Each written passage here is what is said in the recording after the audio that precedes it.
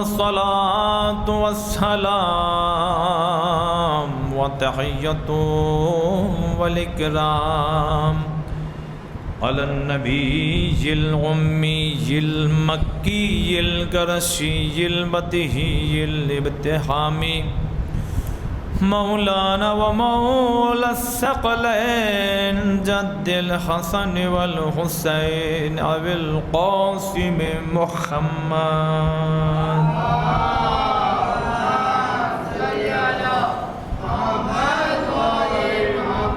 وآله الطيبين الطاهرين المعصومين المظلومين المنتجبين المنتخبين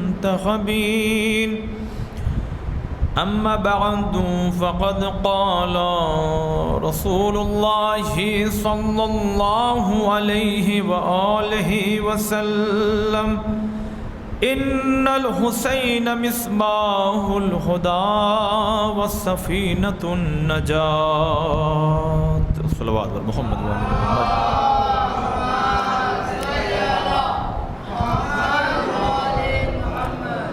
حضرات مومنین، اس خدا کی تعریف، اس خدا کی حمد کہ جس کی حمد زنجیروں میں جکڑا ہوا امام بھی کر رہا تھا، اس خدا کی حمد کہ جس کی تعریف حضرت زینب کوفے کے بازار میں کر رہی تھیں، اس خدا کی حمد کہ جس کی حمد و ثنا حضرت کلثوم جیسے مولا علی کی بیٹی بھرے مجمع میں بتا رہی تھی کہ خدا کون ہے۔ عزیزان محترم، خمسہ مجالس کی یہ تیسری مجلس ہے اور موضوع ہے ہمارا باد کربلا، یعنی اسیران کربلا کا کیا کردار رہا ہے اور اسی کے ساتھ ساتھ ہسٹری کا یہ خاص پہلو۔ لیکن بہرحال آپ واقف ہیں مزاج سے کہ چند منٹ جو ہیں کربلا، عزاداری، امام حسین، مجلس ماتم، اس پر ہم ضرور فوکس کرتے ہیں۔ امام حسین علیہ السلام کا ایک جملہ ہے، بہت توجہ سنیے گا اس کو۔ امام فرماتے ہیں کہ جیسے اصحاب مجھے ملے، نہ میرے نانا کو ملے، نہ میرے بابا کو ملے، نہ میرے بھائی کو ملے۔ واقعی نہ میرے نانا کو ملے، پیغمبر کہتے رہے کہ یہ درہ مت چھوڑنا مگر چھوڑ دیا، یعنی کینہ رکھ کر کے پیغمبر کے سامنے آ کے بیٹھتے تھے، سازشیں کرتے رہتے تھے اور بزم پیغمبر میں رہتے تھے۔ یعنی ایسے اصحاب کی تعداد بہت زیادہ ہے، یعنی آپ یوں سمجھ سکتے ہیں کہ اتنے زیادہ ہیں کہ پیغمبر کے غسل و کفن تک میں نہیں گئے۔ خالی ایک دو لوگ نہیں کی بات کر رہے ہیں، چند لوگ ہیں جو پیغمبر کے جنازے میں ہیں، چند لوگ ہیں۔ اور پھر فرماتے جیسے اصحاب مجھے ملے ویسے میرے بابا کو بھی نہیں ملے ہیں امام کو۔ لیکن واقعی آپ یقین مانیے اگر امام علی کے سارے اصحاب باوفا ہوتے تو صفین سے یوں ہی نہ پلٹنا ہوتا، صفین سے امام یوں ہی نہیں پلٹتے بلکہ فاتح ہو کر کے آتے، پھر ایک حکومت ہوتی جو اسلامی، حقیقی اسلامی حکومت ہوتی اور اس کا سلسلہ آج تک جاری رہتا۔ امام حسن علیہ السلام کے ساتھ کیا ہوا؟ یہی ہوا، لوگوں نے ساتھ نہیں دیا۔ امام نبی بلاتے رہے، امام اول بلاتے رہے، امام حسن علیہ السلام بلاتے رہے، مگر اس کے باوجود بھی بہت سے لوگ ادھر سے ادھر جا رہے ہیں۔ اور یہ ہے امام حسین چراغ گل کر کے کہہ رہے ہیں جسے جانا ہے چلا جائے، مگر کوئی اپنی جگہ سے نہیں جا رہا ہے۔ کیا شان ہے، کیا منزلت ہے، آپ یہیں سے ذرا اندازہ لگائیے۔ ایک صلوات پڑھیں محمد والے محمد۔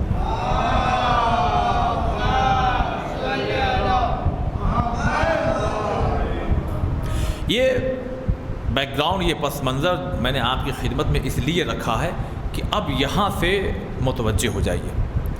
عزیزان محترم، کربلا، امام حسین، اصحاب امام حسین، ان سب معاملات میں بہت زیادہ ہمیں ہوشیار رہنا چاہیے۔ میں آپ کو ایک چھوٹی سی داستان سناتا ہوں۔ آیت اللہ محسن کاشانی رحمۃ اللہ علیہ، بہت بڑا نام ہے، بہت پرانی شخصیت ہے، عالم دین، ان کے بارے میں ملتا ہے کہ یوں ہی علماء بیٹھے ہوئے تھے، اور لوگ بھی بیٹھے تھے، یعنی علماء کے علاوہ عوام کے لیے بھی لوگ بیٹھے ہوئے تھے۔ انہوں نے ایک جملہ کہہ دیا، کہا یہ جو اچھا انداز کچھ اس طرح سے تھا، میں اس لیے ٹھہر پڑھ رہا ہوں کہ تھوڑا سا آ جائیں، بہت امپورٹنٹ چیز ہے، بہت امپورٹنٹ چیز ہے، پتہ نہیں لوگ کیوں انتظار کرتے رہتے ہیں کہے گا۔ اور میں ایک منٹ جوڑتا ہوں کہ بھئی 1 گھنٹہ 10 منٹ میں 5 منٹ میں بہت زیادہ میں چیزیں آپ کو دے سکوں۔ فرماتے ہیں کہ یوں ہی لوگ بیٹھے ہوئے تھے اور وہیں پر آیت اللہ محسن کاشانی رحمۃ اللہ علیہ بھی تشریف رکھتے تھے۔ ایک صلوات پڑھیں محمد والے محمد پر۔ محسن فیض کاشانی، آیت اللہ محسن فیض کاشانی، آپ نے اکثر سنا ہوگا کہ آیت اللہ کاشانی صاحب، یہ وہی ہیں آیت اللہ فیض کاشانی۔ تو آیت اللہ محسن فیض کاشانی صاحب وہ خود کہتے ہیں کہ میں علماء بیٹھے تھے اور عوام یعنی اور جنرل لوگ بھی بیٹھے ہوئے تھے، میں نے ایسے ہی بات کہی۔ دیکھیے کبھی کبھی علم نا لوگوں کو مغرور بنا دیتا ہے، علم حاصل کریں مگر مغرور، یعنی اگر آپ کے اندر غرور آنے لگے تو وہیں سے پیچھے ہٹ جائیے، یعنی اپنے آپ کو اپنا غرور ہٹائیے۔ کیونکہ پانچویں امام نے پوچھا، امام کی حدیث ہے کہ اگر کوئی علم اس لیے حاصل کرے کہ اپنی برتری دکھائے اور کسی کو نیچا دکھائے تو ایسا علم انسان کو جہنم تک لے کے جائے گا۔ دیکھ رہے ہیں آپ، علم ہے مگر جہنم تک لے کے جائے گا، یہ پانچویں امام کی حدیث ہے اور بہت دور جانے کی ضرورت نہیں، 14 ستارے میں آپ کو مل جائے گا۔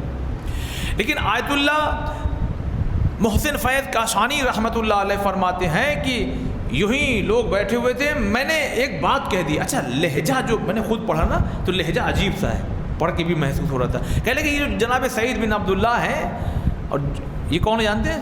کربلا میں جب امام حسین علیہ السلام نماز کے لیے کھڑے ہوئے تیر روک رہے تھے، جناب زہیر بن قین علیہ السلام اور جناب سعید بن عبداللہ علیہ السلام، یہ کربلا کے وہ شہید ہیں جو تیر روک رہے ہیں اور آ کر کے سامنے کھڑے ہوئے۔ اب عزیزان محترم کہتے ہیں کہ میرے منہ سے ایسے ہی نکل گیا کہ ٹھیک ہے جناب سعید تھے، ہم بھی ہوتے تو ہم بھی روک لیتے، وہ بھی انسان ہے ہم بھی انسان ہیں۔ دیکھیے مقصد میں آپ کو کہاں تک لے کے جانا چاہتا ہوں، اور اس واقعے کو میں بہرحال پہلی دفعہ پڑھ رہا ہوں، آپ نے یقیناً علماء سے سنا ہوگا۔ تو وہیں جو علماء بیٹھے ہوئے تھے نا، ان کا انداز بیاں کچھ ایسا تھا کہ ان لوگوں نے کہا حضور کہنے میں اور عمل میں بڑا فرق ہوتا ہے، کہنے میں اور کرنے میں بہت فرق ہوتا ہے۔ کہا نہیں یہ اپنی ضد پہ اڑے رہے، نہیں اگر ہم ہوتے تو ہم بھی ایسے ہی کرتے۔ اور کچھ لہجہ ایسا تھا کہ جیسے مطلب اپنے ہی جیسا سمجھ رہے تھے۔ جناب سعید، کربلا کا ہر فرد چنا ہوا ہے، کربلا کا ہر فرد مصطفیٰ ہے، مصطفیٰ مطلب چنا ہوا۔ عزیزان محترم کہتے ہیں کہ میں اپنی ضد پر اڑا رہا، لوگ کہتے رہے کہ نہیں ایسا نہیں ہے، مگر میں اپنی ضد پر، یہ علم انسان کو یہاں تک بھی لے کے جاتا ہے۔ کہتے میں چلا آیا اپنے گھر، اور آنے کے بعد میں جیسے ہی سویا تو میں نے خواب میں دیکھا کہ کربلا کا میدان سجا ہوا ہے، اور میں نے دیکھا کہ عمر سعد اپنے لشکر کو لے کر کے کھڑا ادھر، اور ادھر امام حسین علیہ الصلوۃ والسلام ہے، کہہ رہے ہیں کہ فیض کاشانی۔ میں نے کہا جی آقا۔ کہہ لیں گے کہ میں نماز پڑھنا چاہتا ہوں، ذرا تم تیر روکو گے؟ میں نماز پڑھنا چاہتا ہوں۔ کہا ہاں جی مولا۔ خود آیت اللہ فیض کاشانی محسن فیض کاشانی رحمۃ اللہ علیہ فرماتے ہیں کہ امام نماز پڑھنے کے لیے کھڑے ہوئے اور میں سامنے کھڑا ہو گیا، اتنے میں عمر سعد کے لشکر کی طرف سے ایک تیر آیا، تیر کی آواز جیسے ان کے کان یعنی اتنی تیزی کے ساتھ آ رہا تھا، کیونکہ آواز آ رہی تھی کہ وہ آواز جیسے ہی میں نے سنی میں نے فوراً اپنا سر جھکا دیا، اور جیسے ہی میں نے سر جھکایا وہ تیر جا کر کے امام کے جسم مبارک تک پہنچ گیا اور زخمی کر دیا۔ پھر کہتے ہیں کہ میں دوسری دفعہ میں نے خود اپنے آپ کو کہا یہ میں نے کیا کر دیا، لیکن اب نہیں، اب تیر آئے گا تو میں ہر صورت میں اپنے اوپر روکوں گا۔ دوسرا تیر آیا، یہ پھر جھک گئے۔ تیسرا تیر آیا یہ پھر جھک گئے. ادھر امام کی نماز تمام ہوئی اور جیسے ہی تمام ہوئی تو امام نے یہی کہا کل فیض کاشانی کل تم کیا کہہ رہے تھے؟ یاد رکھنا کوئی میرے اصحاب کی برابری نہیں کر سکتا، نہیں کر سکتا. یہ اچھا دیکھیے میں بہت محبت بھرے لہجے میں باتوں کا کرنے کا عادی ہوں. کبھی ٹارگٹ کرنا ہماری عادت نہیں ہے عزیزان محترم. انسان ہے، انسان کبھی کبھی نادانی میں، کبھی جذبات میں، کبھی محبت میں کچھ ہوتے ہیں جو سازشاً کچھ کرتے ہیں یا کہتے ہیں. وہ نا شاید 1% بھی نہ ہو. باقی جو ہوتے ہیں نا عوام سادہ مزاج ہوتی ہے. عوام کیا ہے؟ کوئی سادہ مزاج ہوتی ہے. مثلا آپ کیوں سن رہے ہیں مجھے؟ یہ جوان طبقہ کیوں سن رہا ہے؟ یہ پیاسا ہے، اس کو ہسٹری چاہیے، اس کو کچھ ایسے موضوعات چاہیے جو ان کو ضرورت ہے. یہ مجھ سے باہر پوچھتے ہیں یہ بتا دیجیے وہ بتا دیجیے. اس کا مطلب سمجھ میں آتا ہے ان کے یہاں بھوک پائی جاتی ہے. عوام سادی مزاج ہوتی ہے. جو سازش کرتے ہیں نا وہ 1% بھی نہیں ہوتے. اگر یہ بات آپ کے دلوں تک پہنچ گئی ہے نا تو میں آپ کی خدمت میں ایک بات رکھنا چاہتا ہوں. میرے عزیزوں، میرے بزرگوں، میرے بھائیوں، یاد رکھنا واقعہ کہیں کا بھی ہو نہ وہ کربلا کے برابر ہو سکتا ہے. انسان کسی بھی منزل کا ہو وہ کسی کربلا کے شہید کے برابر نہیں ہو سکتا، نہیں ہو سکتا. میں چاہتا تو آپ کو نا نعرے لگواتا اس پر اور الگ ایکشن میں پڑتا. مقصد ٹون مارنا نہیں ہے، مقصد سمجھانا ہے. کربلا کربلا ہے، کربلا کے شہید کربلا کے شہید ہے. اور صرف کربلا میں کتنے شہید ہوئے بتاؤ؟ ہاں بیٹا 72. جی ہاں بیٹا یس بتاؤ بیٹا، ہے نا؟ کربلا میں 72 شہید ہوئے. کیا واقعی صرف 72 شہید ہوئے ہیں؟ نہیں، یہ 72 تو وہ ہیں جو امام حسین علیہ السلام کے ساتھ میں آئے ہیں. کچھ ایسے بھی شہداء ہیں جو یزیدی لشکر کی طرف سے آئے، کچھ کوفے سے بعد میں آئے. میں آپ کو اس میں الجھانا نہیں چاہتا. میں آپ کو ایک بات سمجھانا چاہتا ہوں کہ کربلا میں اور بھی تعداد ملتی ہے، لیکن ان کا کیا کریں گے جو کربلا سے پہلے راہ حسین میں شہید ہوئے؟ ان کے بارے میں کیا کہیں گے جو کربلا کے بعد راہ حسین میں شہید ہوئے؟ جناب عبداللہ بن نفیف کربلا کے بعد، کربلا سے پہلے جناب مسلم ابن عقیل، کربلا سے پہلے جناب امام حسین کے وہ جو خط لے جانے والے، نام یاد نہیں آ رہا، وہ جناب ہانی، جناب مختار، وہ تمام افراد جو کربلا کے بعد شہید ہو رہے ہیں، یہ بھی تو راہ حسین ہے. بس ایک بات میں عزیزان محترم آپ کے دلوں تک پہنچانا چاہ رہا ہوں، امام حسین کا ہر سپاہی جہاں پر کھڑا ہے وہیں پر اس کی ضرورت ہے. اب اگر عبداللہ ابن جعفر طیار مدینے میں ہے تو ان کی ضرورت مدینے میں ہے، لہذا امام نے وہیں چھوڑ دیا ہے. اگر جناب ام سلمہ سلام اللہ علیہا کی ضرورت مدینے میں ہے تو ان کو وہیں پر رکھا جائے گا. اگر سکینہ کی ضرورت قیامت تک شام میں ہے تو سکینہ کو شام میں رکھا جائے گا. اگر زینب کا پلٹنا بہتر ہے تو زینب پلٹ کر کے جائیں گی. کیوں؟ مقصد ایک ہے کہ ایک اسلام ہے جس کو بچانے کے لیے ہر محاذ پر ایک سپاہی چاہیے. تو کہیں عبداللہ کو کھڑا کر دیا، کہیں سکینہ کو کر دیا، کہیں جناب زینب کو کر دیا، کہیں کربلا میں پورے 72 شہداء آ گئے. صلوات پر محمد والے.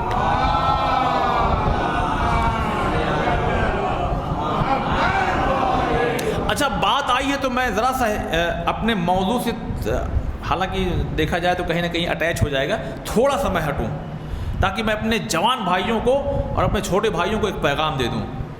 ہمارے یہاں جیسے میں نے کل بھی عرض کیا تھا نا کہ اگر کوئی الیکشن والا معاملہ ہو تو وہاں اسپیچ اس انسان سے دلائی جاتی ہے کہ جو اسپیچ دے تو زیادہ ووٹ بینک مضبوط ہو جائے. ٹھیک ہے؟ تو کوئی نہ کوئی ایک ایسا شخص کھڑا ہوتا ہے جس سے لوگ آشنا زیادہ ہوتے ہیں، یعنی لوگ جانتے بہت ہیں کہ بھائی جیسے ہمارے، میں مثال دوں، جیسے ڈونگری وغیرہ میں آتے تھے جب الیکشن کا دور آتا تھا تو ہے نا صفدر کرمالی صاحب خدا مغفرت فرمائے، ان کو ساتھ میں لے لیتے تھے. تو اس کا اثر کیا ہوتا تھا، ہے نا؟ ان کا یعنی نظریہ ان کا کیا تھا لوگوں کا کہ اگر یہ میرے ساتھ ہیں تو شیعت کی جو یعنی قوم جو ہے وہ کیا ہوگا، یہ پورا ووٹ بینک کہاں آئے گا. میں سمجھانے کے لیے مثال دے رہا ہوں، بلکہ یہ صحیح بھی ہے، ایسا ہوتا ہے ہر دور میں. اچھا یہ بتائیے امام حسین، سمجھ گئے مثال نا، امام حسین علیہ السلام جا رہے ہیں تو امام حسین علیہ السلام کو اپنے ساتھ میں کسی ایک ایسی شخصیت کو رکھنا چاہیے تھا کہ اگر وہ امام کے ساتھ میں رہے تو اگر وہ کلام بھی نہ کرے نا تو پورا عالم اسلام امام حسین علیہ السلام کی طرف جھک جائے. لیکن پھر بھی امام حسین علیہ السلام اس شخصیت کو اپنے ساتھ میں نہیں لے جا رہے ہیں. کیا نام ہے اس شخصیت کا؟ گیس کیجیے ذرا سا، ہم لوگوں میں بھی دوڑ ہونا چاہیے نا، یہ بھی خطابت کا ایک کیا ہے، ہنر ہے.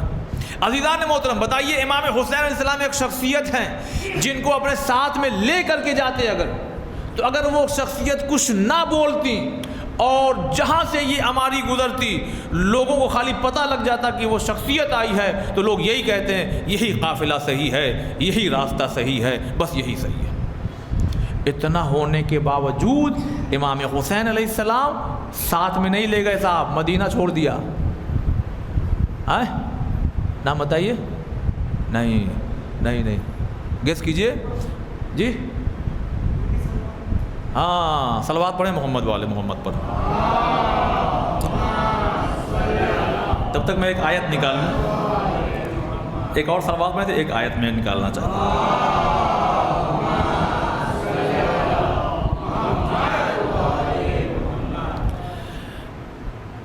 شہزادی ام المومنین اس طرح سے کہا جائے، مسلمانوں کی ماں جہاں سے گزرتی بڑے صاحب لوگ ٹوٹ پڑتے ہیں اس قافلے کی طرف. بڑی جناب ام سلمہ سلام اللہ علیہا ام المومنین ہے، پیغمبر کی زوجہ ہیں. مولا ساتھ میں لے جائیے، جہاں سے سواری گزرے، جہاں سے اماری گزرے، جہاں سے قافلہ گزرے نا، یہ سارا مسلمانوں کا مجمع جو ہے آپ کی طرف آ جائے گا، کیونکہ ڈائریکٹ رشتہ کیا ہے، رسول کی زوجہ.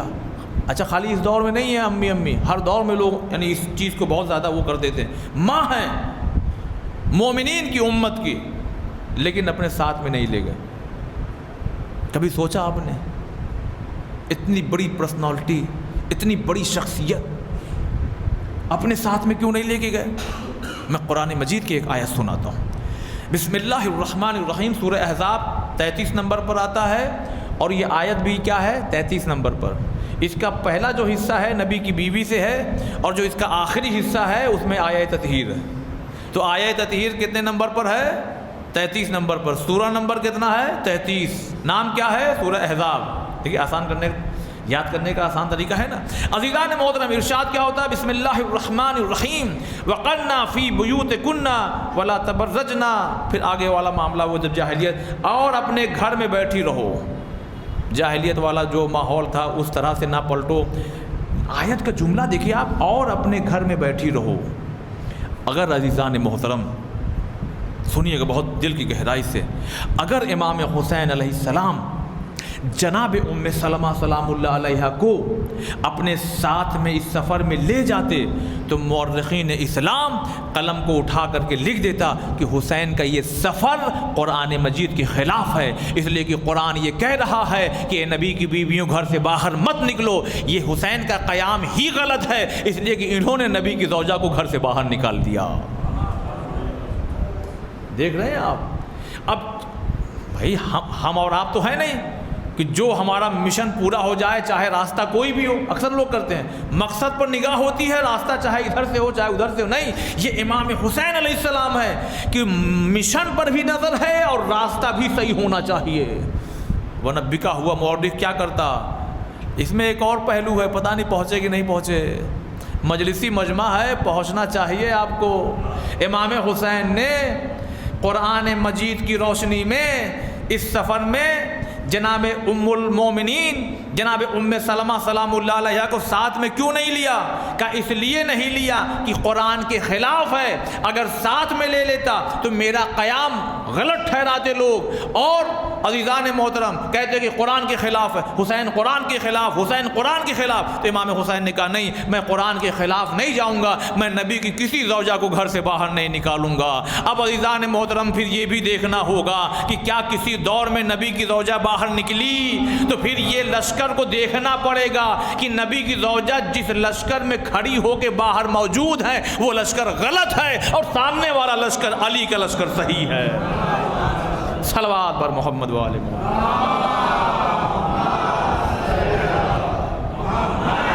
اب آپ انصاف سے بتائیے، انصاف سے بتائیے، یہ مسلمان نادان نہیں تو اور کیا ہے؟ جو پڑھے لکھے ہیں ان کو نادان پھر نہیں کہہ سکتے نا، وہ بے ایمان نہیں تو اور کیا ہے؟ اتنی صاف ستھری آیت ہے، نبی کی بیویوں گھر سے باہر مت نکلو۔ تو آپ بتائیے اگر کوئی باہر نکل رہا ہے تو قرآن مجید کی روشنی سے کیا ہوا؟ غلط۔ تو جب غلط نکلنا ہو گیا تو جو لشکر میں ہے وہ لشکر غلط۔ اب ادھر سے جتنے ایکشن اور ریئیکشن ہو رہے ہیں وہ لشکر غلط ہے، سب کچھ غلط ہے۔ اب دیکھیے کبھی بھی دو چیزیں ہوں تو ایک صحیح ایک غلط، تو جب ادھر سب معاملہ غلط تھا تو جمل میں سب معاملہ امام علی کی طرف سب صحیح تھا۔ قرآن کی روشنی میں میں ان جوانوں کو میں دعوت دے رہا ہوں، کبھی اگر کوئی بحث کرے تو ان سب آیتوں کو اپنے ذہن میں رکھیے۔ اور خالی نا لوگوں نے 1400 سال سے ہم کو پریشان کر کے رکھا ہے، یہ بتائیے ہر سال یہ کیوں نکالتے ہیں، یہ کیوں کرتے ہیں، یہ تو اب ہم کو بھی کچھ سوال تیار رکھنا چاہیے۔ اب ہم کو سوال تیار رکھنے میں یہ سوال تیار رکھنا چاہیے کہ جب دوسرے خلیفہ جو عمر ابن خطاب ہیں ان کے دور حکومت میں بھی 3 طلاق نہیں تھا، تو تم لوگ کہاں سے کرتے ہو؟ نبی کی کون سی سنت ہے بتاؤ؟ یہ بھی سوال پٹ اپ کیجئے۔ سورہ احزاب کی وہ 33ویں آیت کہ جہاں کہا جا رہا نبی کی بیویوں گھر سے باہر مت نکلو، تو جب سوال لوگ کریں تو اب ہم کو جواب کے ساتھ ساتھ سوال بھی دینا ہے تاکہ یہ بھی جا کر کے ڈھونڈیں، اور ڈھونڈنے میں ہو سکتا ہے صراط مستقیم پر آ جائیں۔ صلوات پڑھیں محمد والے محمد۔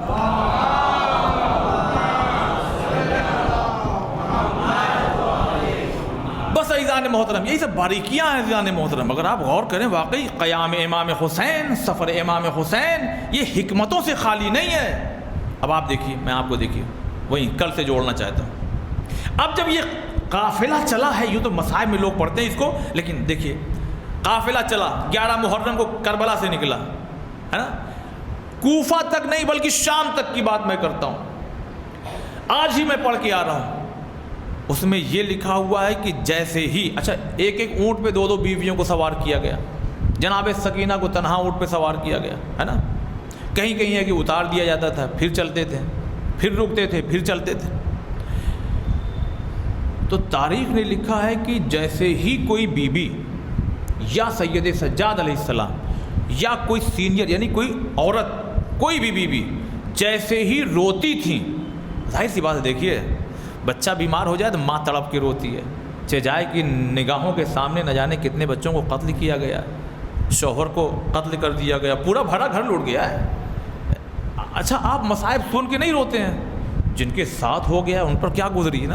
یہیں سے آپ اندازہ لگائیے کہ انہیں رونے نہیں دیا جاتا، تو رونے نہ دیا جائے اس کے لیے کیا کریں؟ تو یزیدی لشکر کے پاس ایک حربہ تھا، ایک طریقہ تھا کہ یہ رونے نہ پائیں۔ کیوں رونے نہ پائیں؟ سوال تو یہ ہے جناب محترم کہ کیوں رونے کیوں نہ پائیں؟ کہ یہ روئیں گے تو آواز گونجے گی، آواز گونجے گی تو جس بستی سے یہ قافلہ جائے گا وہ لوگ ان کی طرف آئیں گے۔ تو ہم تو یہ کہہ کے جا رہے ہیں خارجی ہیں، ان کے رونے سے کہیں یہ سوال نہ پیدا ہو جائے کہ یہ ہیں کون لوگ، کہیں اس سوال سے پھر لوگ جواب ڈھونڈیں گے نا کہ بھئی یہ کون لوگ ہیں جو اتنا زیادہ رو رہے ہیں۔ تو ان کے پاس ایک ہی طریقہ تھا، وہ طریقہ یہ تھا کہ نیزے سے سر پہ مارتے تھے۔ اب اس میں یہ نہیں لکھا ہے کہ نیزے کی نوک سے مارتے تھے یا نیزے کے اگلے حصے سے مارتے تھے، اور کہتے تھے خاموش ہو جاؤ۔ اب ایک نفسیاتی بات میں آپ کی خدمت میں، آپ لوگ یہاں بہت سے صاحب اولاد لوگ ہیں، لیکن میں اسی طرح سمجھا کے پڑھنے کا عادی ہوں۔ عزیزان محترم بالکل دیکھیے، آپ سائیکولوجی والی بات آپ کے سامنے پیش کر رہا ہوں، نفسیاتی چیز۔ اگر آپ بڑے کو کہیے اے خاموش ہو جاؤ، مار دیں گے بھی، گن پوائنٹ پر تلوار لے کر کے، چاقو لے کر کے، اپنے پاور کے ساتھ، لاکھ غم ہو نہیں روئے گا. کیوں؟ معلوم ابھی مار دے گا، یہ مار دے گا. ٹھیک. اب دیکھیے آپ، اتنا بڑا بچہ کوئی ہو، ہے نا، اس کو کہیے بلکہ مار دیجئے کہ اگر اب رویا تو اور ماروں گا. دنیا کا ہر بچہ ہو سکتا ہے تیز آواز میں نہ روئے، سنیے گا، ہو سکتا ہے تیز آواز میں نہ روئے، مگر سسکیاں نہیں روک سکتا. میں عظیم بات کہنے جا رہا ہوں عزیزان محترم، مگر سسکیوں پر کوئی پہرا نہیں لگا سکتا. دیکھا نہیں آپ نے اپنے گھروں میں کبھی ایسا، کبھی منظر ایسا دیکھا کہ نہیں دیکھا؟ چپ ہو جاؤ، باپ غصے میں ڈانٹ رہا، چپ ہو جاؤ، چپ ہو جاؤ. دیکھیے مارنے اڑنے کا حکم نہیں ہے، بچوں کو مارنا نہیں ہے، بچوں کو نہیں مارنا. یہ جو گروتھ ایج ہے نا، وہی ہے. میں ابھی ادھر بہ جاؤں گا تو پھر سائنٹیفکلی باتیں کرنے لگوں گا، بس اتنا کہوں گا ماریے نہیں.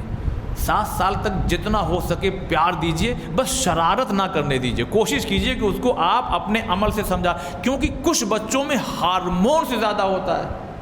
ڈاکٹر صاحب بیٹھے ہوئے صاحب، کچھ بچوں میں، اچھا سوسائٹی کے اکثر لوگ اسی بچے سے زیادہ پریشان رہتے ہیں، جبکہ سائنٹیفکلی دیکھا جائے تو سب سے صحت مند بچہ وہی ہے. صلوات پڑھیں محمد والے محمد.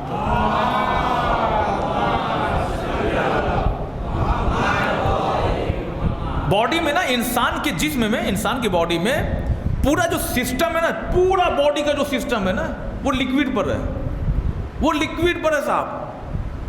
ادھر آپ نے خالی کچھ دیکھ لیا، ارے میں کہتا ہوں دیکھ نہیں لیا، میں خالی کہتا ہوں املی لیجیے صاحب، منہ میں پانی آنے لگا. کیا ہے؟ قدرت کا نظام. ادھر کھانے کا نام آنے، ایک ڈش آ گئی سامنے، پانی آ رہا ہے. پانی نہیں آ رہا ہے، یہ خدا کا نظام ہے، ورنہ روٹی گھونٹ نہیں پاؤ گے. یہ اللہ نے نظام بنایا ہے کہ تاکہ پانی آتا رہے، تب وہ سلائیوا بن کر کے وہ لقمہ اتنا نرم ہو جائے کہ تمہاری حلق سے نیچے چلا جائے، ورنہ یہیں پھنس جاتا، آدمی مر جاتا. ایسے ہی بہت سی مثالیں ہیں، میں وہاں نہیں جانا چاہتا عزیزان محترم. تو یہ خداوند عالم کا کرم ہے، یہ خداوند عالم کا لطف ہے کہ پورا سسٹم. تو بچے، آپ بچے کو کہیں مار دیں گے، چپ رہو، تو بچہ کیا آ جائے گا؟ خاموش ہو جائے گا. مگر نہیں عزیزان، بس آپ سمجھیے گا، یہاں سیریس ہوئیے. خدا کی قسم، امام حسین اپنے ساتھ میں 1-2 لشکر نہیں، کئی لشکر لے کے چل رہے ہیں. ایک لشکر نہیں لے کے چل رہے ہیں، اس لیے کہ امام حسین کا ہر سپاہی اپنے آپ میں لشکر ہے. اور اس لشکر میں ایک سپاہی ایسی ہے کہ جو لشکر کا کام کر رہی ہے. پورا کنبہ ہو سکتا ہے نیزے کی نوک کی بنا پر خاموش ہو جائے، مگر سکینہ اپنے سسکیوں پر لوگوں کو سوال کرنے پر مجبور کر رہی ہیں. ذرا پوچھو تو صحیح میرے رونے کا سبب کیا ہے. پورے سفر میں سسکیاں لے کر کے ظالم نے سوچا تھا گوشوارے اتار رہا ہے، ظالم سوچ رہا تھا تماچے مار کے خاموش کر رہا ہے، جبکہ اپنی ہار کا سامان فراہم کر دیا. پورے سفر میں لوگوں نے رخسار پر پڑے ہوئے تماچوں کے نشان سے سوال پیدا کر رہے تھے، یہ کون بچی ہے جو رو رہی ہے؟ یہ کون بچی ہے جو جس کے کانوں سے خون بہ رہا ہے؟ یہ کون بچی ہے جو سسکیوں میں بابا بابا کہہ کے روتی ہے؟ یہ صرف سوال نہیں تھا، پورے سفر میں سکینہ اپنے سسکیوں سے بتا رہی تھی سوال پیدا ہو تاکہ تم سمجھو کہ ہوا کیا ہے کربلا میں اور واقعی کربلا. یہ جناب سکینہ کا رول. کہا سکینہ مگر کربلا سے کوفہ اور شام وہی رہنا پڑے گا. اب قیامت تک تمہاری ذمہ داری یہ ہے کہ تم اپنی سسکیوں سے، بلکہ اب انتقال کے بعد، شہادت کے بعد، اپنے روضے کے ذریعے لوگوں کو اپنی طرف بلاتے رہو. اگر آپ اس نظریے سے دیکھیے نا تو ہر شخص جہاں پر امام نے جس کو جہاں رکھا ہے وہیں وہ فٹ ہے بالکل. اب یہ قافلہ چلا، اور جب چلا تو کل کی گفتگو یہاں تمام ہوئی کہ دارالامارہ میں پہنچا. سر امام حسین علیہ السلام ایک دن پہلے پہنچ گیا تھا، ایک دن پہلے پہنچ گیا. اب جب سر امام حسین علیہ السلام پہنچا اور یہ مار خوشی خوشی گیا تو پلر سے آگ نکلی، بلڈ یعنی خون نکلنے لگا، آگ سے بھاگا. یہ امام حسین کے سر نے کلام کیا کہ دنیا کی آگ سے بچ سکتا ہے، آخرت کی آگ سے کیسے بچے گا تو؟ اب اس کے بعد تاریخ یہ کہتی ہے کہ بازار میں قافلہ روکا گیا، وہاں خطبہ ہوا، یہ سب پڑھ چکا ہوں۔ اب دیکھیے، اب یہ قافلہ انٹر ہو رہا ہے، دارالامارہ میں آ رہا ہے۔ اب جیسے ہی یہ قافلہ محل میں آیا تو جناب زینب سلام اللہ علیہ کو، چونکہ یہ قافلہ جو نا اس میں کنیزیں بھی ہیں، کہیں ہے کہ 40 اونٹ، کہیں ہے کہ 60 اونٹ، اتنے جب یہ قافلہ چلا اتنے لوگ تھے اور محمل لگی ہوئی تھی، پردے لگے ہوئے تھے، اور یہ یوں تو مصائب میں پڑھا جاتا ہے، مگر ہسٹری پڑھ رہا ہوں تو میں آپ کو بتا دوں 2 دن کے اندر کیا ہو، 2 دن کے اندر کیا ہو گیا۔ مختار نامہ دیکھا آپ نے نا، اس میں کہیں نہ کہیں ایک سین ضرور آتی ہے کہ جب صحرا میں کوئی سوار گھوڑے کو دوڑاتا ہے نا تو وہ اپنے منہ کو ڈھک کے چلتا ہے۔ گھوڑے پہ آپ محمل نہیں لگا سکتے، کجاوا نہیں باندھ سکتے، اونٹ پہ باندھ سکتے ہیں، اونٹ پہ آپ باندھ سکتے ہیں کجاوا، اور وہ نا پالان ایسا بنایا ہی جاتا ہے کہ اس کے دونوں طرف یوں لکڑی ہوتی ہے، پھر یوں سسٹم ہوتا ہے تاکہ جو بھی وہاں بیٹھے وہ لکڑیوں کو پکڑ کے بیٹھے، یوں ہلتا رہے گا اونٹ، یوں اس طرح سے ہلتا رہے، اور اس کے چاروں طرف پردے لگائے جاتے ہیں، پردے لگائے، آپ سنیے گا جان محترم، پردے لگائے جاتے ہیں۔ لیکن جو جینس ہوتا ہے، مرد ہوتا ہے، اگر وہ گھوڑے پر ہے یا اونٹ پر بھی بیٹھا ہے، اگر پالان نہیں ہے، محمل نہیں ہے، تو وہ کیا کرتا ہے، یوں اس طرح سے اپنا منہ چھپا لیتا ہے تاکہ جو گرد و غبار ہے، جو دھوپ کی شدت ہے، اس سے اپنے آپ کو بچا سکے۔ تاریخ کہتی ہے عمر عبید اللہ ابن زیاد کے دربار تک پہنچتے پہنچتے بیبیوں کے چہرے کے رنگ بدل چکے تھے۔ کیوں؟ اس لیے کہ نہ پالان نہ اماری، یعنی یوں ہی بس بیٹھال دیا گیا۔ وہ بیبیاں جو ہر معاملے میں نازک ہیں، اب پہلی دفعہ ایسا ہو رہا ہے کہ تیز ہوا چل رہی ہے، گرم ہواؤں کا جھونکا آ رہا ہے، اور نہ کوئی پردہ ہے نہ کوئی محمل ہے۔ 2 دن کے اندر چہرے کی رنگت بدل چکی تھی عزیزان محترم۔ ایسے عالم میں جب شہزادیاں دربار میں پہنچی ہیں تو کنیزوں نے اپنے شہزادی کو جھرمٹ میں لے لیا، اور باقی بیبیاں تھیں۔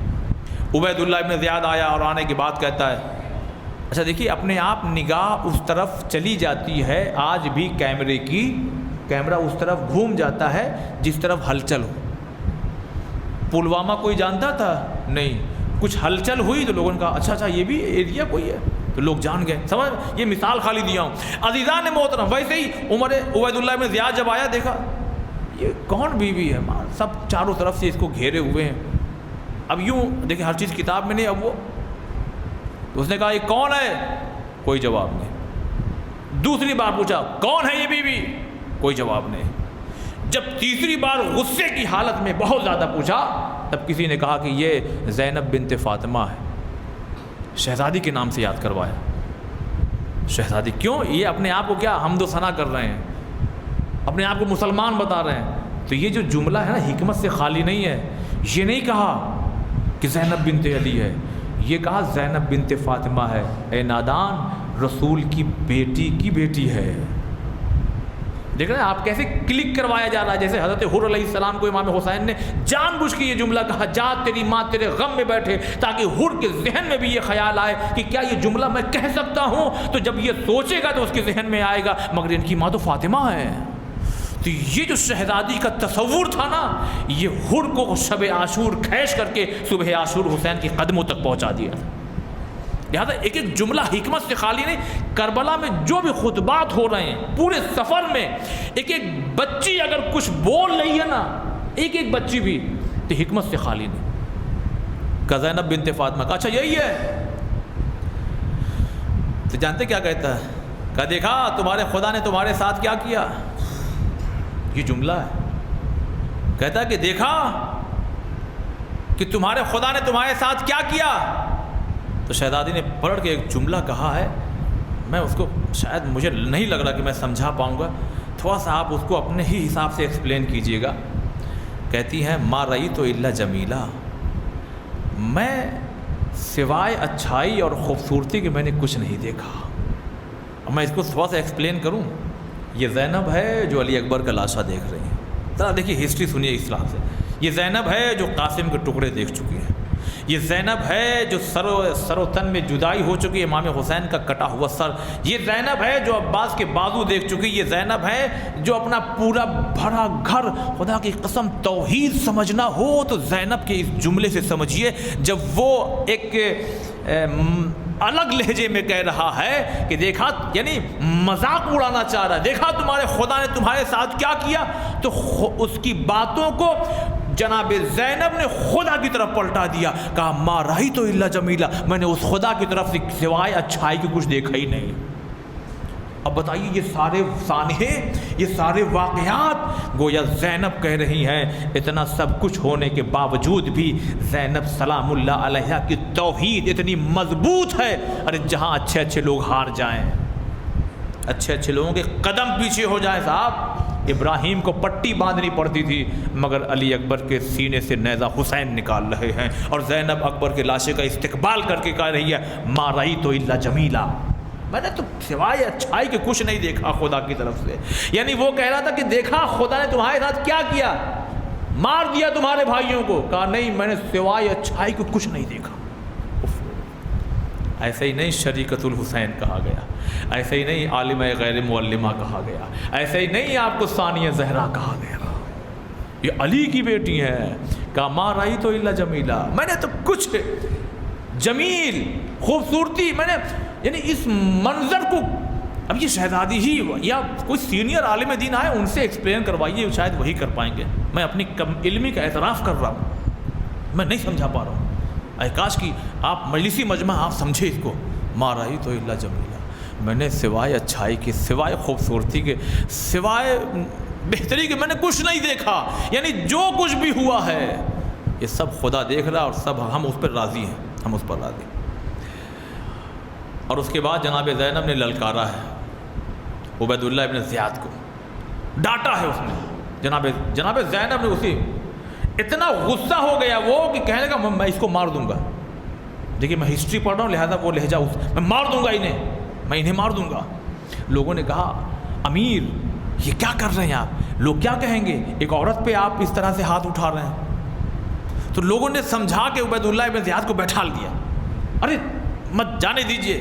پھر اس کے بعد جناب زینب نے مرثیہ پڑھنا شروع کیا، گریہ کرنا شروع کیا، رونا شروع کیا ہے عبید اللہ ابن زیاد کے دربار میں۔ عزیزان محترم یاد رکھیے گا پوری کربلا اگر آپ غور کریں تو کہیں نہ کہیں رونے کے اوپر منحصر ہے، پوری کربلا آپ دیکھیے، سکینہ رو کے بتا رہی ہیں پوچھو ہم لوگ کون ہیں، سسکیوں سے بتا رہی ہیں، پورے سفر میں جہاں موقع ملا ہے اسیران کربلا، اور کیوں نہ روتی، اور بات آئی تو میں سنیے، یوں تو یہ 5ویں دن شاید بات آتی مگر آج چونکہ یہ سلسلہ آ گیا ہے تو میں آپ کی خدمت میں عرض کر دوں۔ جناب رباب سلام اللہ علیہ نے دیکھا مدینے میں بعد کربلا ایک کنیز کو، کہا ادھر آؤ، کہا جی یہ تمہارے آنسو کیسے آ رہے ہیں؟ دیکھیے یہ خود اپنے آپ میں مصائب ہے، یہ غم ہے، یہ روایت میں نے خود پڑھی اپنی آنکھوں سے، کہتی یہ آنسو تمہارے آنکھوں سے کیسے آ رہا ہے؟ یہ سوال بتا رہا ہے کہ یہ شہزادیاں، یہ حالت نہ ہماری اور آپ کی بھی کبھی کبھی ہوتی ہے، کبھی کبھی ہوتی، یہ سوال بتا رہا ہے شہزادی کا کہ اتنا روتی تھے اہل حرم کہ روتے روتے آنکھ کے آنسو خشک ہو گئے تھے، آنکھ سے آنسو نہیں آ رہے تھے صاحب۔ تو جناب رباب سلام اللہ علیہ کو تعجب ہوا، کہا ادھر آؤ، تم رو رہی تو آنسو آ رہا ہے کیوں؟ یعنی اس کا مطلب بقیہ کنیزیں بھی اتنا رو چکی تھیں کہ ان کے آنکھوں سے آنسو نہیں آ رہا تھا سوائے ایک کنیز کے۔ سنیے گا آپ، جواب سنیے گا، اور دیکھیے میں آپ کو کہاں تک لے کے جاتا ہوں پھر، اور میں اپنے نوجوانوں بھائیوں سے کہوں گا یہاں اٹینشن ہو جائیے آپ، بالکل اب بات دور تک پہنچائیے، تمہاری آنکھ سے کیسے آنسو آ رہا ہے؟ کہا شہزادی آج میں نے نا ستو کھایا ہے، ستو جو ہے نا کئی یعنی گرینز جو ہوتے ہیں نا الگ الگ، بزرگ لوگ بہتر جانتے ہیں ستو جو ہوتا ہے، کب وہ کھایا ہم نے، چنا اور یہ اور مسور کی دال اور کیا کیا چیزیں، اس کو پیس کر کے نا کئی چیزوں کا وہ آٹا ہوتا ہے، یعنی سمجھ لیجیے اس کو یوں ہی آدمی گھول کر کے بھی پی سکتا ہے، پکا کے بھی پی سکتا ہے، الگ الگ طریقے سے وہ ڈش بزرگوں کی، پہلے والوں لوگوں کی، جیسے آج لوگ کولڈ ڈرنک پیتے ہیں نا، پہلے لوگ وہی پیتے تھے گرمیوں میں، زیادہ تر وہی پیتے تھے، کہ ہم نے وہ پیا ہے۔ تو جانتے ہیں سوال پہ غور کیجئے، سوال کیا ہے؟ آنسو کیوں آیا؟ کہ آنسو اس لیے آیا کہ میں نے یہ والی غذا کھائی، ذرا اس نظریے سے آپ سنیے گا، میں نے یہ والی غذا کھائی، جناب رباب نے حکم دے دیا سب کو کھلاؤ۔ ارے نہیں سمجھے آپ، کہا سب کو کھلاؤ، کیا مطلب؟ کہا فقط رونا نہیں چاہتے بلکہ ہم اہل حرم یہ چاہتے ہیں روئیں مگر آنسوؤں کے ساتھ روئیں۔ اب عزیزان محترم، ایک حدیث جو میں یہاں پڑھ چکا ہوں شاید 2-3 سال پہلے، لیکن اب چونکہ موضوع میں بات آ رہی ہے لہذا سناؤں۔ میں نے کہا نا نوجوان بھائیو ٹینشن رہیے، نوجوان کیا ہوتا ہے، ہم بھی اس مرحلے سے گزرے ہیں، گزر بھی رہے ہیں۔ جیسے ہی ذرا سے جیب، میں اسی لینگویج کا استعمال کروں جو بالکل سماجی ہے، جیسے ہی جیب ذرا سا گرم ہوئی، تھوڑا سا کہیں لگ گئے جاب واب پہ، یہ ان کا نا خلوص ہوتا ہے کہ وہ چاہتے ہیں کہ مولا کے لیے کچھ کریں، عزاداری میں بڑھ چڑھ کے حصہ لیں اور علم برآمد کریں، خمسہ رکھ دیں، عشرہ رکھ دیں، بڑا دل چاہا، بہت سال تک فلاں خطیب کو سنا، اب اللہ نے ذرا دولت سے نوازا، لاؤ میں ان کو بلاؤں، یہ سب ان کا خلوص ہے۔ لیکن نہ شیطان یہی اٹیک کرتا ہے، شیطان کہیں چھوڑے اوڑے گا نہیں، اتنا یاد رکھیے گا، شیطان کہیں نہیں چھوڑنے والا، شیطان ہمیشہ اٹیک کرتا ہے، ہوشیار رہا کریے۔ یہ باتیں میں اس لیے کر رہا ہوں عزیزان محترم، یوں تو عزاداری کے معاملے میں میں ایک دم خاموش رہتا ہوں، لیکن ایک چیز میں یہی کہہ کے گزر جاؤں گا، کچھ اگر آپ کو نیا کرنا چاہے نا تو بزرگ علماء سے پہلے پوچھ لیا کرو۔ جیب آ گیا، پیسہ آ گیا نا، اب آپ کو لگ رہا میں کچھ کر سکتا ہوں۔ اور ایک چیز، اللہ کبھی ذہن میں یہ بات آ جائے کہ ذرا ہم ان سے اچھا اپنا پروگرام کریں گے اور کمپٹیشن والا معاملہ ذہن میں آ جائے تو بھائی بہتر ہے کہ پروگرام کو مت کرو، کیونکہ یہاں خلوص سے چیزوں کو ایکسیپٹ کیا جاتا ہے، دکھاوا نہیں۔ یہاں خلوص چاہیے، یا تو وہاں رکیے آپ، جیسے امام علی رک گئے تھے، کب پڑھ چکا ہوں، شاید دوسری مجلس میں پڑھ چکا ہوں، ہے نا، اپنے گھوڑے کو اڑایا اور آنے کے بعد کہا کون آئے گا میرے مقابلے میں، تو امام چاہتے تو اس کے سر و تن میں جدائی کر دیتے، لیکن کیونکہ یعنی نفس شامل ہو گیا۔ کبھی بھی جب یہ شیطان کا وسوسہ ہوتا ہے، میں کچھ ایسا کروں جلوس میں اپنے کہ پورا ایریا جو ہے نا ہماری تعریف کرے، اب معاملہ صحیح نہیں ہے، میں کچھ ایسا کروں کہ شہزادی راضی ہوں، اب معاملہ صحیح ہے۔ دیکھ رہے ہیں آپ دیکھیے، کام وہی ہے، پیسہ وہی لگے گا، سب کچھ وہی ہوگا، جلوس بھی ہوگا، انجمن بھی آئے گی، مجلس بھی ہوگی، فرش بچھے گا، سب ہوگا، بس نیت کو بدلنا ہے۔ نیت صاف رکھیے، صاف رکھیے بالکل۔ اور جب بھی کچھ کام کرنا ہو، آپ کو عزاداری میں نیا کرنا ہو، پہلی بات تو یہ بزرگ علماء یہی کہتے ہیں، بھیا نیا ہویا مت کرو، جو پرانا ہے، جیسے کیونکہ عزاداری یعنی سادگی، اس میں جتنا آپ زیادہ بڑھاتے چلے جائیں گے تو بہتر یہ ہے کہ میں منع نہیں کر رہا ہوں، کیونکہ میں اس لائق نہیں ہوں کہ میں کچھ کہوں، بس اتنا ضرور کہوں گا کہ اپنے بزرگ علماء سے پہلے رابطہ کیا کریے۔ اب بات وہ کمپلیٹ ہو جائے عزیزان محترم، کہا کہ یہ ستو سب کو کھلاؤ تاکہ سب غم حسین میں روئیں۔ اب سمجھ میں آیا جو خطبہ کہتے ہیں ایسے روئیے ویسے روئیے، یہ سب حدیثیں ہیں۔ 8ویں امام نے کیا فرمایا؟ فرماتے ہیں کہ مسور کی دال 70 انبیاء کی غذا ہے، 70 کا استعمال جہاں بھی حدیثوں میں آ جائے تو سمجھ جائیے گا یہ استعمال اس لیے آیا ہے کہ فقط 70 نہیں، اس کا مطلب یہ کہ بہت زیادہ۔ جیسے ہم لوگ کیا کہتے ہیں، اب بات بھائی 70 طرح کی بات مت کرو یار، اور وہاں گئے 70 طرح کی ڈشیں رکھی ہوئی تھی، تو یہ کیا کہیں محاورہ آ جاتا ہے؟ اچھا میں کہتا ہوں چلو امام کی اسی حدیث کو ایسے ہی مانیے، 70 انبیاء یعنی 70 نبی یہ دال پسند کرتے تھے۔ پھر امام نے اگلا جملہ، حدیث کمپلیٹ یہاں پہ کہا یہ دلوں کو نرم کرتی ہے اور آنکھوں میں آنسو پیدا کرتی ہے۔ اب سمجھ میں آیا، بالخصوص اتر پردیش والے لوگ، یہاں بھی ہو سکتا ہے یہ سسٹم ہو، چونکہ میں یہاں پہ رہا نہیں نا، گجرات میں بھی ہو، شب عاشور اور روز عاشور ہمارے بزرگ، ہمارے دادا، ہمارے پردادا، ہمارے باپ، ہمارے چچا، ہمارے گھر میں ہماری والدہ، ہمارے دادی، جو بھی کھانا بنتا تھا وہ مسور کی دال والا ہی بنتا تھا۔ آج بھی ہمارے یہاں 9 محرم کو شب عاشور میں ہر گھر سے نیاز کا جانتے کیا آتا ہے؟ چاول رہتا تھوڑا سا، اس پہ مسور کی دال، روٹی ہے اس میں مسور کی دال۔ عزیزان محترم، پہلے بھی لوگوں کے گھروں کے سامنے کبھی کبھی حویلیاں بنتی تھیں اور ان حویلیوں کے سامنے ہاتھی بندھے ہوا کرتے تھے، یعنی اس کا مطلب امیر زادے تھے، چاہتے تھے وہ بھی بہت کچھ کھلا سکتے تھے۔ شاید ان کی نگاہ ان حدیثوں پر ہو کہ شب عاشور ہو اور روز عاشور ہو تو ہر چیز میں کمی ہو جانا چاہیے، مگر حسین پہ رونے میں کمی نہیں ہونا چاہیے۔ اسی لیے میں نے کہا جوانوں اٹینشن، آپ کو شب عاشور آپ کو دل چاہ رہا ہے کہ امام حسین کے نام پہ میں یہ والی ڈش کھلاؤں جو بہت مہنگی ہے، خدا تمہیں سلامت رکھے، خدا آپ کو مبارک کرے، خدا تمہارے رزق میں برکت دے، لیکن موقع دیکھو، بہتر یہ ہوگا کچھ دن گزر جائے تب کھلاؤ، کیونکہ یہ شب عاشور ہے۔ کیونکہ جب تمہارے یہاں بھی کوئی مرتا ہے تو کھچڑی کھلاتے ہو۔ سادگی کا اہتمام کرو، شب عاشور اور روز عاشور جتنا سادہ ہو سکے کھانا کھائیے۔ بس اپنے موضوع سے دور نہ چلا جاؤں۔ یہ جناب زینب، جناب رباب سلام اللہ دربار میں پورے جناب زینب نے للکارنا شروع کیا، اور آپ پڑھیں گے اگر نا خطبہ، جو جناب وہاں خطبہ نہیں دیا ہے، صرف بات چیت ہوئی ہے، خطبہ تو بازار میں دے دیا جناب زینب نے، وہاں تو پورا ماحول کریٹ کر دیا ہے پورا۔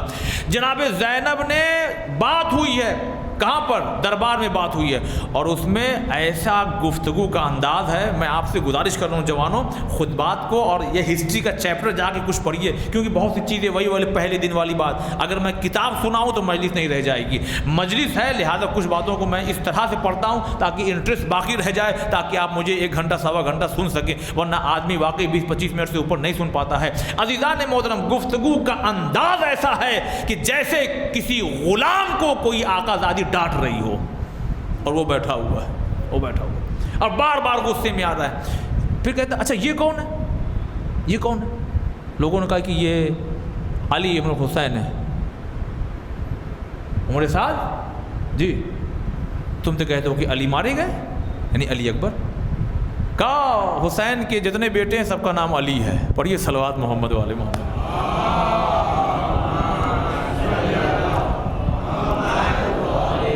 ہمارے پڑوس میں، ہمارے خاندان میں کسی کے بچے کا نام کچھ ہو تو ہم نہیں رکھتے ہیں، نیا ڈھونڈنے کے، دیکھیے نئے کے چکر میں جب بھی پڑیں گے نا، اچھی چیز ہے مگر کہیں نہ کہیں معاملہ بڑا گمبھیر ہو جاتا ہے، ہندی میں کہا جائے۔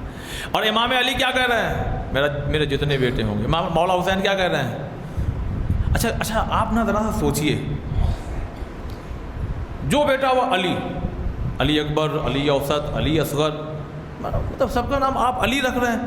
کہا دیکھ نہیں رہے ماحول کیسا ہے، دشمن یہ چاہتا ہے کہ میں ہر ممبر سے علی کو برا بھلا کہوں گا، اب میرے جتنے بیٹے پیدا ہوں گے سب کا نام علی رکھوں گا۔ دیکھیے کبھی بھی نا ہمیشہ ماحول پر بھی نگاہ رکھیے کہ کلائمیٹ کیا ہے، چاروں طرف کا منظر کیا ہے، حالات کیا ہے، ہجری کا سال کون سا ہے، معاملہ کیا تھا۔ اسی لیے ہر امام امیر المومنین ہے، مگر کہنا ہے صرف پہلے امام کو، تاکہ کہیں یہ مسلمان کسی اور کو جو کہتے ہیں ان کو سمجھ میں آئے کہ مولا جو امیر ہے وہ فقط مولا علی ہیں۔ دیکھیے یہ پورا ماحول پہ نظر رکھیے تب آپ کو سمجھ میں آئے گا۔ کہ یہ کون ہے؟ کہ یہی علی بن حسین ہے۔ کہ یہ کیسے بچ گئے؟ کہ ان کی طبیعت ٹھیک نہیں ہے۔ یہ ہے راز کہ ایک دفعہ کربلا میں جہاد ساقط ہو رہا ہے اور یہاں پر عبید اللہ سے بچانا ہے، خدا کو امامت کو چلانا، عبید اللہ سے بچانا ہے۔ تو کہتا ہے ان کو بھی مار دو۔ تو کسی نے کہا ارے کیا ماریں گے، دیکھ رہے ہیں کانپ رہے ہیں ایک دم، حالت دیکھ رہے ہیں ان کی، چھوڑ دیجئے امیر یہ تو ایسے ہی مر جائیں گے۔ دیکھیں میں جو کتاب میں لکھ، چھوڑ دیجئے امیر یہ تو ایسے ہی مر جائیں گے۔ کہا ہاں صحیح کہہ رہا ہوں، لیکن اتنی دیر میں جناب زینب نے اور سید سجاد نے جو گفتگو کی ہے اس میں اتنا ماحول ایسا بن چکا تھا کہ عبید اللہ ابن زیاد کو اس بات کا خطرہ لاحق ہو گیا، ارے باپ رے باپ، معاملہ بڑا گڑبڑ ہو رہا ہے، یہ تو معاملہ بہت گڑبڑ ہو رہا ہے، اے جلدی ان کو چلو لے جاؤ مسجد اعظم کے بازوں میں جو قید خانہ وہاں لے آ کے قید کرو، اور سنو جتنے لوگ ہو سب کو بلاؤ، مسجد میں بلاؤ، کہ بعد جماعت نماز ہوگی اور خطبہ دیا جائے گا، بلاؤ سب کو بلاؤ۔ اتنی تھوڑی دیر میں ایسا ماحول بنا دیا جناب زینب نے اور سید سجاد نے کہ اس کو خوف زدہ ہو گئے، اب لے کے گئے صاحب قید خانے میں لے کے گئے، اور ادھر مسجد میں آنے کا حکم دے دیا۔ لیکن اس سے پہلے عبید اللہ ابن زیاد کا وہ مصائب میں آپ سنتے ہیں، بس میں جلدی سے کہیں گزر جاؤں، دندان مبارک سے بے ادبی کر رہا تھا، تو زید بن ارقم رسول اللہ کے صحابی ہیں، وہ کھڑے ہو گئے، کہا عبید اللہ کیا کرتا ہے؟ کہا کیا ہوا؟ کہا میں نے انہی لبوں کا بوسہ لیتے ہوئے پیغمبر کو اتنی دفعہ دیکھا ہوں کہ میں اسے کاؤنٹ نہیں کر سکتا۔ دیکھ میں مصائب پہ نہیں ہوں، لہٰذا اسی حساب سے سمجھانا چاہ رہا ہوں کہ میں نے اتنی دفعہ بوسہ لیتے ہوئے اب آپ محسوس کیجئے پیغمبر کا ہر عمل گویا مدینے کی ہر گلی، ہر کوچے، ہر مسجد، ہر صحابی، ہر جگہ لوگوں کو بتا رہے ہیں بچپن سے ہی، دیکھو میں حسین کا بوسہ لے رہا ہوں، پہچانتے رہو ان کو۔ خطبہ چھوڑ دیا، شانے پہ بیٹھا لیا، اب وہ میں جملہ نہیں کہہ سکتا، کچھ ایسی ادا میں آ گئے کہ زلفیں تھام لیا، ہائے ہائے، بازار میں چلے گئے، جس میں یعنی اس کنڈیشن میں نا ایک باپ کو بھی شاید جانے میں شرم ہو، مگر امام حسین کی ذات کو پہچانوانا ہے رسول خدا کو۔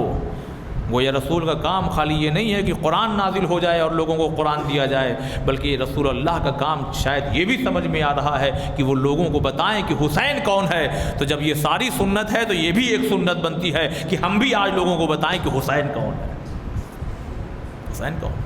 یہ رسول اللہ نے اپنی زندگی میں کر کے بتایا، حاضر حسین، خطبہ چھوڑ دیا، سجدے میں سجدہ طول دے دیا، حسین کو پہچانو، حسین کو پہچانو۔ بازار میں آگے صاحب عید کا موقع ہے، نا زلفیں وہ مہار سب کے ہاتھ میں ہے نا، وہ جو جانور ہوتے ہیں نا تو اس میں ہے نا جو رسی ہوتی ہے نا، ایسے لوگ بیٹھتے ہیں تو رسی پکڑتے ہیں، ٹھیک ہے بیٹا رسی پکڑتے ہیں، کہا ہمارے پاس نہیں ہے، کہا میری زلفوں کو لے لو، کیا کیا ناز اٹھایا خدا کی قسم۔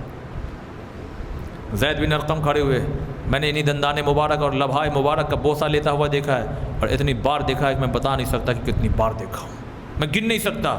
تو بے ادبی کرتا ہے، یہ کہہ کے اٹھے اور چل دیے، یہ کہہ کے اٹھے عبید اللہ کے دربار سے اور چل دیے۔ یہ سب نا اتنا ماحول بن چکا تھا کہ یہ خود کہ ارے باپ رے کہیں بغاوت نہ ہو جائے، مسجد اعظم کے بازو لے قید خانے میں بند کر دو، بلاؤ سب کو۔ اب صاحب سب لوگ آ گئے کہاں پر؟ مسجد کوفہ میں آ گئے۔ اب سنیے گا یہاں سے، مسجد کوفہ میں جب آئے تو اب یہ سیدھا آ گیا ممبر پر، اور پورا کوفہ صاحب جو ہے، ایک تو ویسے ہی شور تھا کہ امام حسین کا لٹا ہوا قافلہ آیا، سب پیچھے پیچھے آ رہے تھے، اور دارالعمارہ کے باہر کھڑے، اب کیا ہو رہا، اب کیا ہو رہا، اب کیا ہو رہا۔ اتنے میں یہ ہوا کہ بھائی یہ قید خانے میں گئے اور سب کو بلایا جا رہا ہے، تو اب سب لوگ چلے کہ جیسے ہے نا کبھی کوئی معاملہ ہو جائے تو سب اپنے موبائل پہ ٹی وی پہ دیکھیں نیوز کیا آ رہی ہے، ارے باپ رے باپ، ہو اچھا ایسا ہو گیا، سمجھ، یہ مثال ہے۔ اب یہ سارے لوگ، اس زمانے کی یہی نیوز ہے، سارے لوگ آ گئے صاحب۔ اب جب سارے لوگ آ گئے تو یہ آ گیا ممبر پہ، اور دیکھیے کتنی پستی میں مسلمان تھا کہ حسین کو قتل کر کے حمد و ثنا کر رہا، خدا کی حمد و ثنا کر رہا۔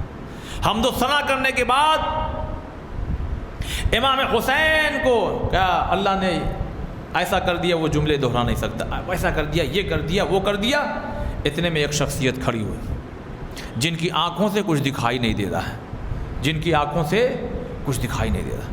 وہ شخصیت کھڑی ہوئی، اور کھڑے ہونے کے بعد ایک مرتبہ للکارا ہے، صلوات پڑھیں محمد والے محمد پر۔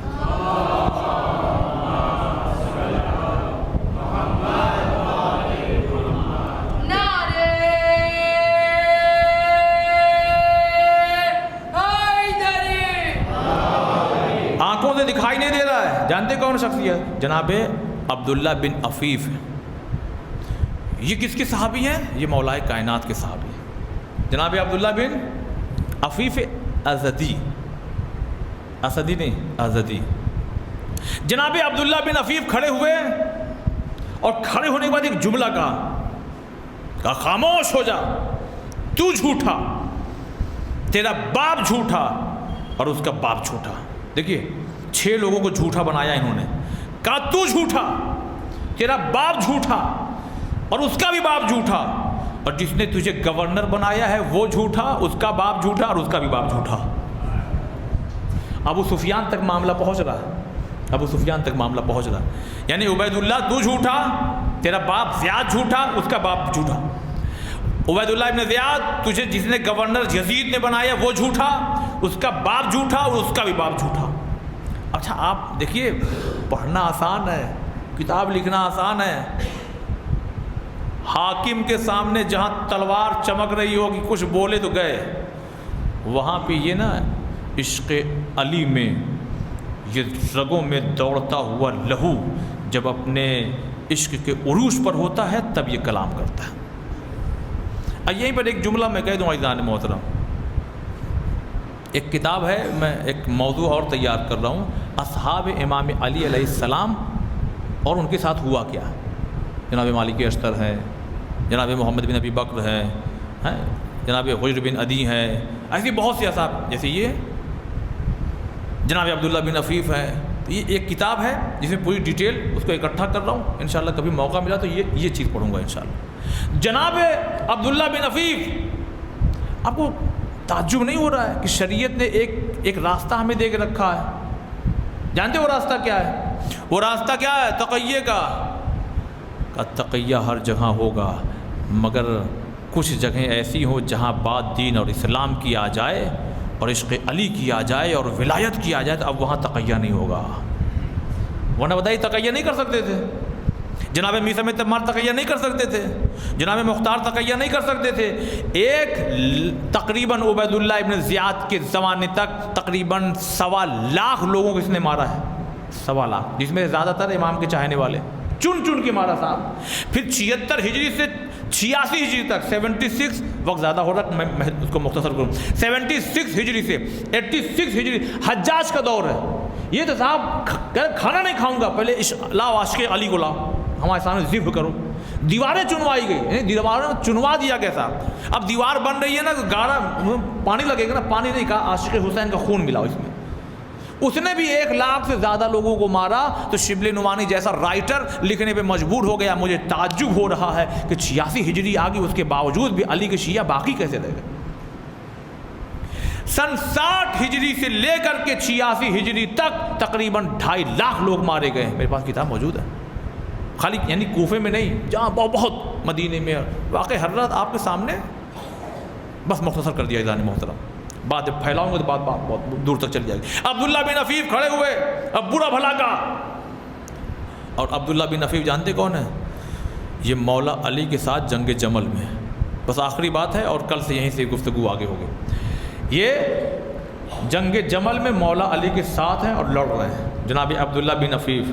سوال نہیں پیدا ہو رہا ہے کہ دکھائی کیوں نہیں دے رہا ہے؟ بیمار نہیں ہو گئے تھے، ایک تیر آنکھ میں لگ گیا تھا، بائیں آنکھ میں، جنگ جمل میں جنگ کر رہے، ایک تیر چلا، کون سی آنکھ میں؟ لیفٹ، بائیں آنکھ میں آگے صاحب لگ گیا۔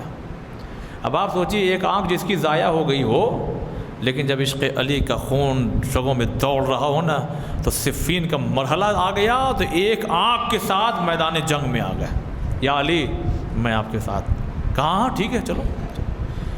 تو پھر تاریخ لکھتی ہے کہ ایک ظالم آگے بڑھا، اس نے ایسا حملہ کیا کہ سر پہ تلوار لگی نا، اور لگ کے وہ آنکھوں پہ لگتی ہوئی گزر گئی، سر پہ لگی اور آنکھوں پہ لگتی ہوئی گزر گئی۔ تو داہنی آنکھ کہاں شہید ہو گئی ان کی؟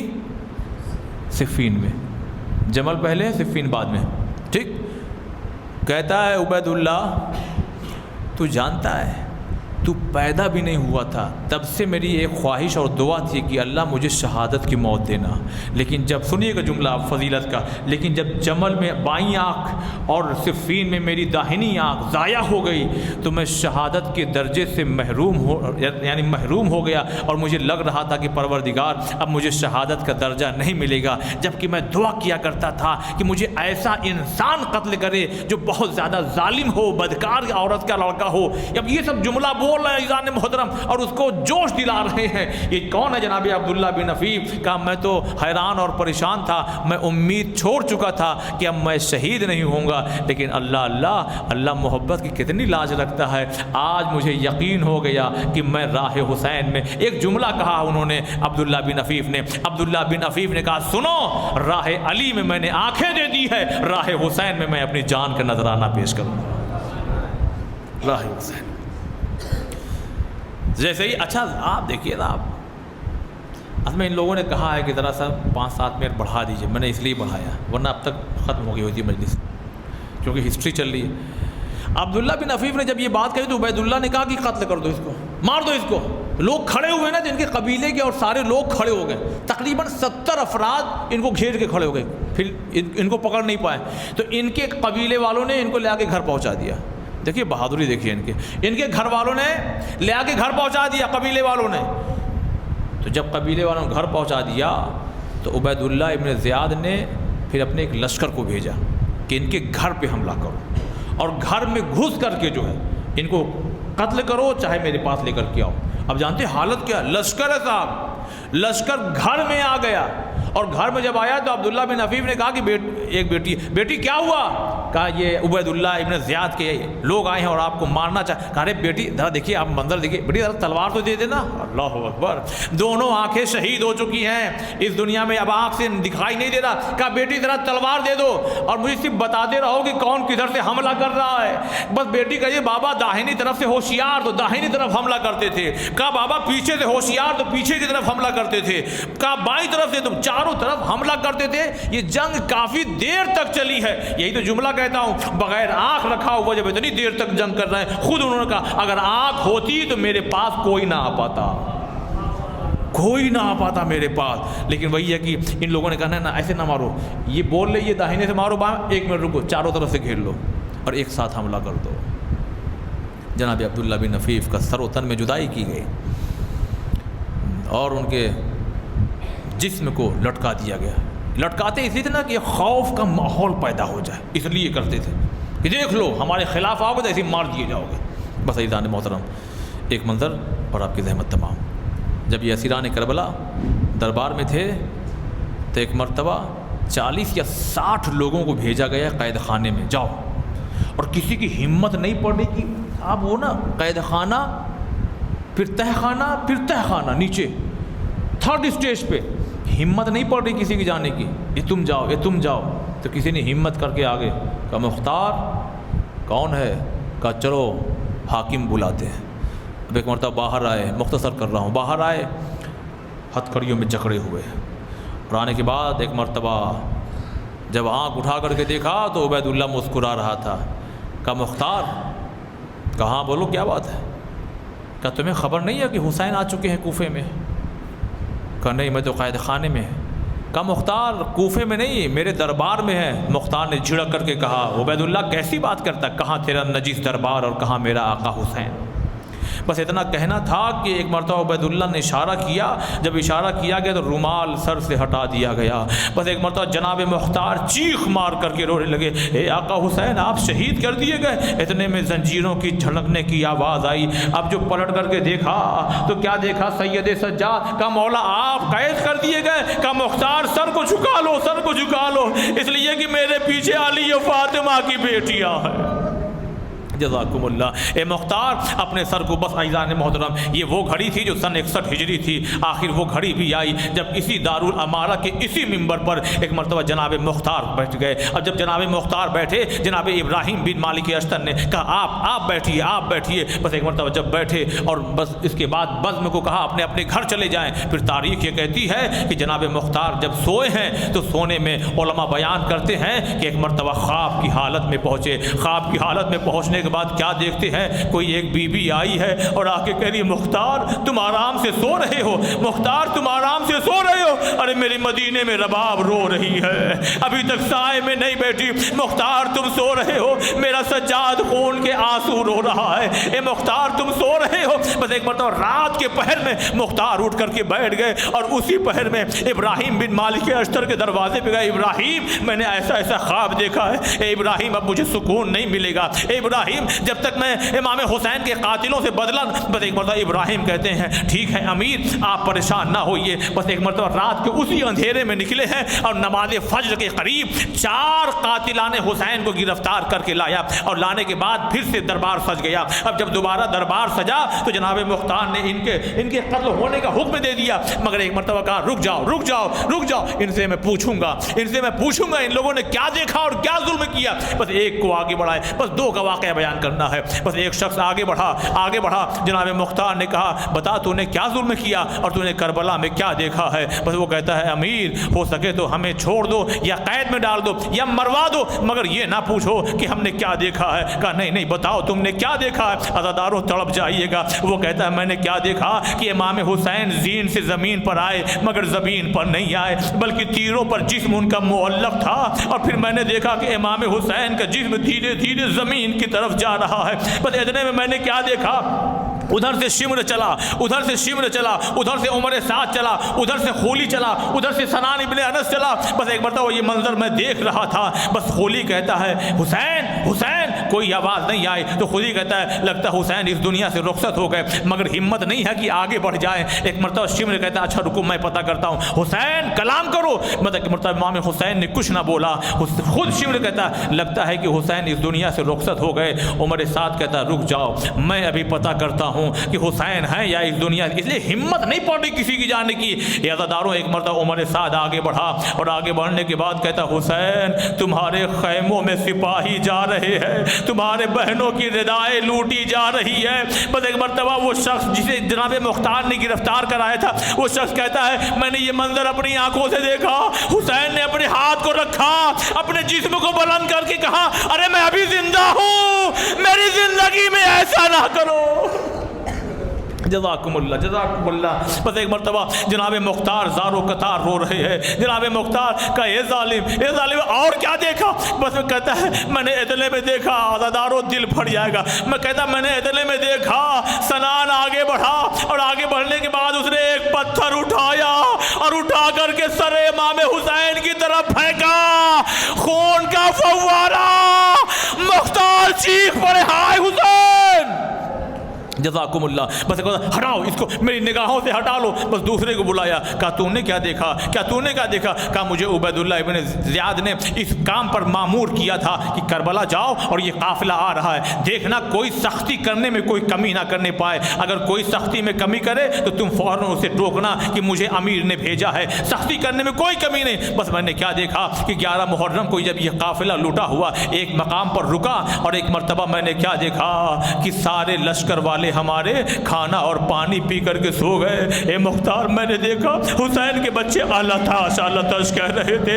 اے مختار میں نے دیکھا کہ حسین کے بچے روتے روتے سو گئے۔ جب دونوں طرف کے لوگ سو گئے مجھے نیند نہیں آ رہی تھی، بس میں یوں لیٹا ہوا آسمان کو دیکھ رہا تھا۔ میں نے اتنے میں کیا دیکھا کہ ایک چھوٹی سی بچی اٹھی تو میں نے اپنی آنکھوں کو بند کر لیا اور ہلکی آنکھوں سے دیکھنے لگا یہ بچی کرتی کیا ہے۔ بس ایک مرتبہ یہ بچی اٹھی اور اٹھنے کے بعد چاروں طرف دیکھ رہی ہے۔ پھر میں نے دیکھا کہ یہ بچی اس طرف جا رہی ہے جہاں پر نیزوں پر سر رکھے ہوئے ہیں۔ بس ایک مرتبہ میں نے کیا دیکھا، یہ بچی ایک سر کے قریب گئی اور جانے کے بعد اپنے دامن کو پھیلا کے کہتی ہے بابا مجھے نیند نہیں آ رہی۔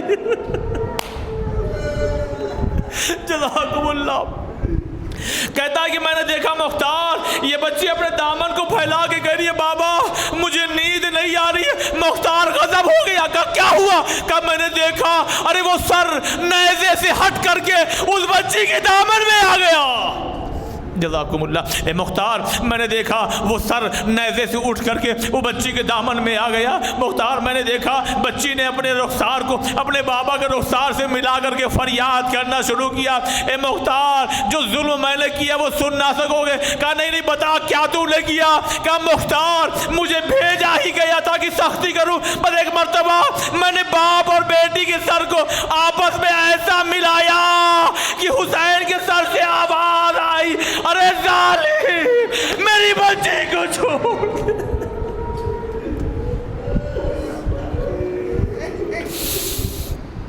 انا للہ و انا الیہ راجعون الا لعنۃ اللہ علی القوم الظالمین۔ خدایا ہماری اس مختصر سی عبادت کو قبول فرما، پریشان حال کی پریشانیوں کو دور فرما۔ اللہ واسطہ ہے محمد و آل محمد کا، ہم میں جو بے روزگار انہیں روزی سے لگا دے، جو روزی روزگار سے لگے ان کی روزی میں برکت عنایت فرما۔ اللہ مولا حسین کی قبر مبارک کی جلد سے جلد زیارت نصیب فرما۔ خدایا امام حجت علیہ السلام کے ظہور میں تعجیل فرما اور ہم تمام لوگوں کو ان کے ناصر مددگار میں شمار فرما۔ ماتم حسین۔